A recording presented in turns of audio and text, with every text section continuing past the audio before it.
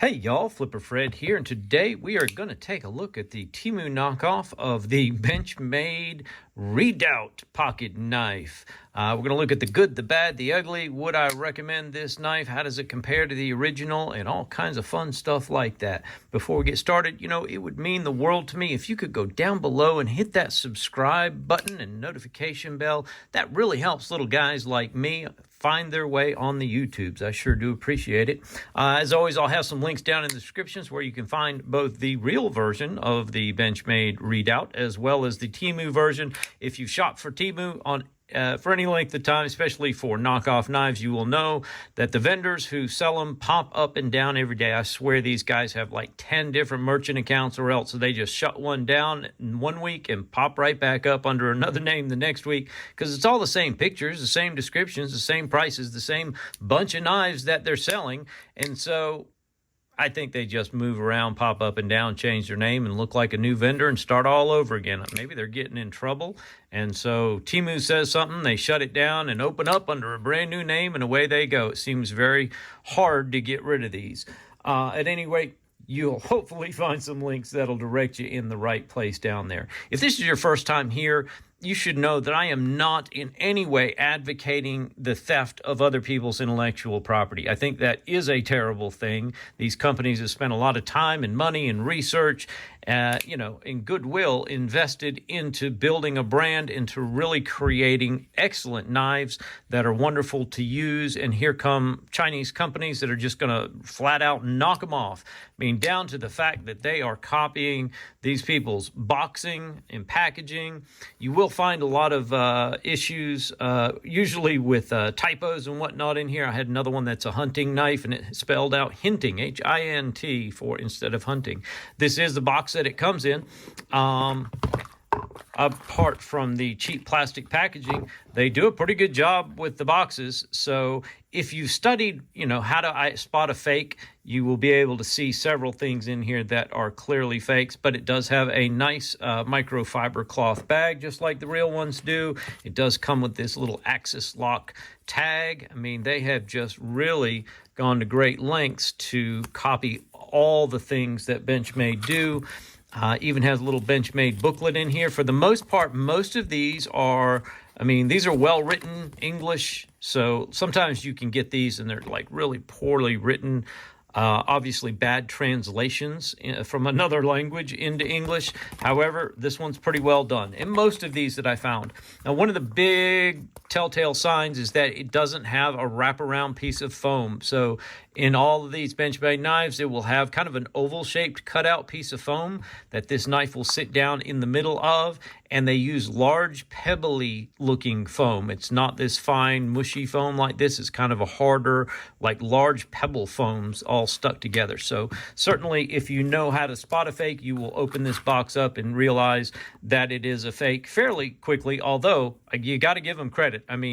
They've gone to great lengths to make this look and feel just like the real thing.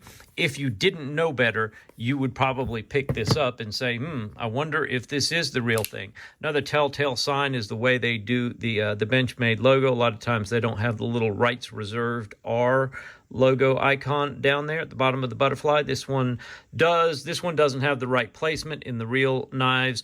The logo is tucked up evenly underneath the thumb stud on there. It does say CPM D2 in approximately the right place with approximately the right fonts and sizes. So that they got that one pretty right. Let's talk a little bit about the specs. I'll throw the specs up on the screen so you can see side-by-side comparison of the real thing. You can see this one's a little stiff. I still have to really flip it hard to get it down close, but that's, a Benchmade thing. All Benchmades riding on these bronze washers do take a little bit of a break-in time before they smooth out. You can see as long as you give it a little bit of a forceful flick, it opens and closes quite easily. I can do the index finger flip. Not great at spidey flicking these for some reason. I do have some spider codes that I'm very good with, but these Benchmades are tougher. There was a little one. For me, the easiest thing to do is index flip it. So I just put kind of the corner of my fingernail and finger right under that stump thud, and flip it with that finger. It's a natural motion, and your hand doesn't really have to move very far from the handle in order to get that, grip it, and flip it. So you may want to try that one if you haven't tried that before. Again, let's talk about specs. This thing matches the original in almost every way, shape, or form. It's the right length open. It's the right length closed. I got a little bit of a difference on the closed length, but if I don't measure from the extended pocket clip, which you can see does extend beyond the butt of the handle here, then I get the exact matching closed length as to what they had online. So I'm going to have to guess that's what they did. In terms of blade thickness, you can see the blade thickness I measured came in a few hundredths of an inch different. So that could just simply be to my calipers, or it could be chalked up to the fact that this is very likely not a real CPM D2 steel. If you don't know CPM D2, that is a powdered version of D2 steel. It's a little bit in all of the aspects, you know, a little better edge retention, a little better corrosion resistance. So just a little better all the way around than a regular typical D2 steel. I highly doubt this is made out of real CPM D2, although it's hard to tell. The blade finish on the original one is Cerakote. I'm going to give this a maybe, actually. It's hard to see, I know, probably in the video. This actually has very much the appearance and feel of a Cerakoted blade. This finish doesn't rub off easily, which is certainly a feature of Cerakote, nor does it have like just a plain paint type of look and feel to it. It almost has a specked grayish hue to it. This is exactly what a real Cerakoted blade looks like. So hard to tell on that. You know, there's obviously some money in Cerakoting a blade, and I'd be kind of surprised they can do that on a knife that they can sell for $20 to $25. And yet there you have it. So I just put a big maybe for the Cerakote. It is a flat ground blade. It does have does start about, you know, 3/4 of the way up. Kind of hard to see in this light. You can see a little bit of that line here where the grind starts, but mostly a flat blade. It is pretty slicey. Let's talk about the sharpness of the blade. Let me grab a sheet of paper. This one is not spectacular. So you can see it hangs up right there. There's something in the middle of that blade. I have not obviously sharpened these. Is it terrible? No, but you can see there's something right up here in the middle of that blade that just wants to catch on it. So I probably will have to put this in the old sharpener. Yeah, right there. It's nice and smooth till you get towards that belly. And when you hit that belly, something in there's a little nick in the blade or something that I'll have to work out. But otherwise, I mean, it is sharp enough. It will cut paper as it is. I think with a little bit of love and attention, this thing can be brought back to a pretty razor sharp finish on it. The weight, you can see mine is 1/100th of an ounce off. I just put it because that's what my scales tell me. I'm going to guess that's probably just the difference in my scale versus their scale when you're talking 1/100th of an ounce. Obviously does have the axis lock. It feels pretty good. This one will not swing free. It's still not broken in. You can see that blade even when I'm holding the axis lock back. Just doesn't have that freedom. Now, I probably could loosen the pivots a little bit. I haven't done any work. I wanted to show this in the condition it came from out of the box, so you could get the kind of the real sense and feel. It does have the grivery handles. And if you haven't seen this before, it has like this integral back on it where it does cover, and these little nubs give you really a great grip. These almost feel like a softer rubber, more so than the hard grivery plastic that comprises the rest of the scales. The jimping is solid all the way around, very true to the original. You can see there's jimping here. There's, I guess you would call that jimping here as well. Yeah, of course, you have that whole back spacer with the nubs on it that's very firm, and then more jimping here inside the lock area. Nice little sharpening choil here up at the front, so certainly it can handle the sharpening that I'm going to give to it. Decent little blade swedge. All of those details match exactly the real knife. So they have gone to great lengths to copy the real thing and make it look, feel, and act very much like the real thing. I suspect the real one comes a little bit sharper, probably has real CPM D2 steel, which is nothing necessarily to write home about, but it's a good solid steel, certainly. This is designed to be kind of a beater knife, in my opinion, out of the Benchmade lineup. It's not the prettiest, it's not the slimmest, it's not the lightest. This is a full-size knife. Let's talk about some size comparisons. We already said this is a 8 1/3 inches long. So if you're a Spyderco fan, there is the Paramilitary 2. You can see this thing lines up just about the exact same size as the PM2. Here's the Para 3. You can see that is certainly quite a bit smaller.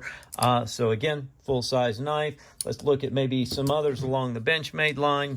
So here's the Benchmade carbon fiber tagged out. That actually is probably even a little bit shorter, maybe a 1/4 of an inch or so shorter. So, and this is definitely a full-size knife. So again, we're talking full-size knife. How about the 940 Osborne? A little bit smaller than the Redoubt. So the Redoubt's bigger than the Osborne. And of course, the ubiquitous Benchmade bug out is obviously going to be smaller as well. Certainly much lighter. Blade thickness. This is going to have a thicker blade than your bug out, certainly. So there you go, a little bit about a size. This is a full-size knife. This is something that, you know, you would take out to camping with you and feel good about using, hard use kind of stuff. I don't know that I'd be batoning too much with it, especially given the fact that this is, you know, a Chinese version of the Redoubt. But, you know, for camping, general purposes, you know, cutting hot dog sticks, some lightweight cutting, carving, etc., cutting rope, man, this thing is what you want. And that's really its place in life.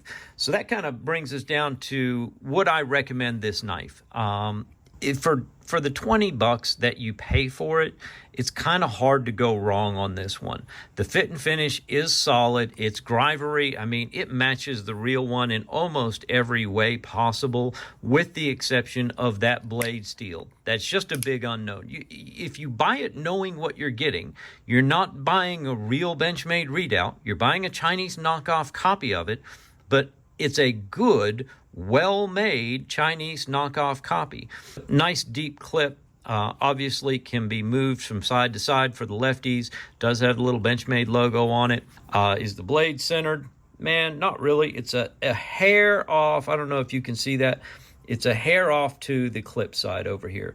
But again, for a $20, $25 knife, you'd be hard-pressed to get much better than that.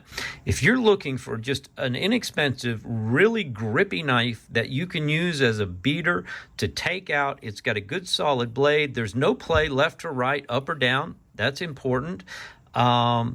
This certainly fits the bill. You can use it hard, not have to fret that you're going to destroy, you know, an expensive knife. So there you have it. Hopefully that's helpful. Hey, listen, if this has helped you at all, and you know, I've done a decent job today, do me a favor, please, and hit that thumbs up button down there at the bottom. If you think I've done a terrible job, hit the thumbs down button. Tell me what I did wrong in the comments. I'm certainly trying to get better. You know, I'm just a little guy out here doing my thing, but there's so many of these out there, and there are a lot of crap ones, and I'm trying to help people avoid the crap. You know, people like me, we don't have the money to go spend and buy expensive knives. And even, you know, buying a $20 or $30 knife or a couple of $20 or $30 knives, we can afford that from time to time, but we don't want to lose our money and end up buying a bunch of junk for even 20 or 30 bucks. So for the money, this is certainly one that you can feel comfortable about. But if you like the style, you want a full-size knife, you need something grippy that'll handle wet conditions that you can use for a beater knife, you'd be hard-pressed to find something better than that for the money. Hopefully that helps you out. Thanks so much for joining me today. I will see you again soon. Take care.